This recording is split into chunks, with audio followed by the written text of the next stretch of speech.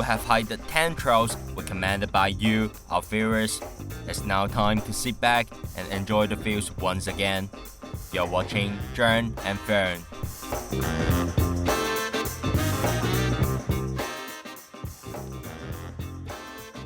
Well, welcome to the wrap-up of Hike or Hike. I'm going to be talking to George today because he's done more of these than I have. It's been a really fun few weeks, a lot more than we thought. We normally do 5 episodes, but we had so many comments coming through, plus the coronavirus had us stay still. How has it been for you, George? I'm so surprised that we have that many fans. It's been good.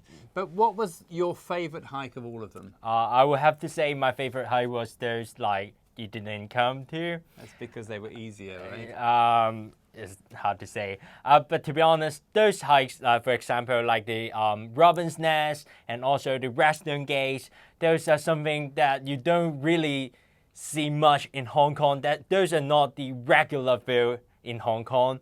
You can see the Redstone Shaw and also the mining caves. Those was stunning. Well, I've seen the red stone before, but the mining caves I've not seen.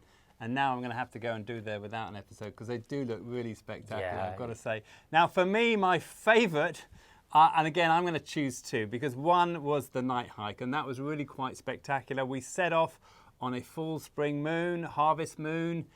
We got this just phenomenal sunset as we got up to the top of Kowloon Peak, and then we went right around To Lion Rock. To Lion Rock. I think they call it the 9 Dragons. We didn't get around all of them. We missed the last one. But right around Kowloon with this fantastic view over the city as we went. Sun went down. It was night. Your first night hike, how was that for you? That was my first night hike and also my first time climbing up to the most iconic mountain in Hong Kong, the Lion Rock.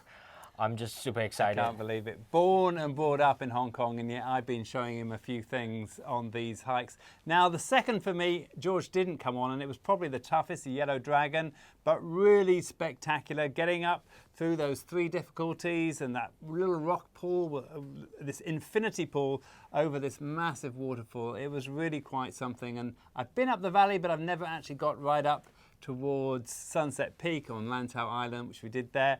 The second, that was the second, wasn't it? Yeah. I watched the video. I'm so glad that I didn't come. But what was the most liked by our viewers? I would have to say as the Aberdeen Country Park episode. I'm so surprised.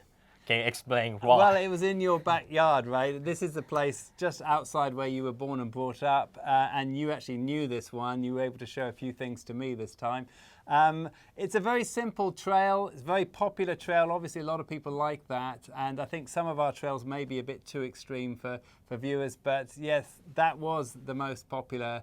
And we've got to say, I mean, that's what people like. So we're going to try and do a bit more. Now, things have changed. It's got too hot. We've finished this series. We normally only do 5 in a series. But as I said, so many comments, so many things, plus not having many other options of where to go. But we are finishing this and moving on to another one. What are we doing, George? So it's summertime now, so for the next series, we're going to do a water adventure. That's not something that I'm too good at, but I'm really excited. You're going to give it a go. You're going to give it a go. You're going to get some pink rubber armbands for George just to keep him safe.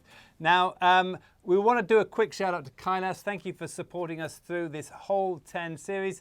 They're also going to be supporting our water adventures as we come up. But for now, my name's DJ Clark. And I'm George. This is Jern and Fern.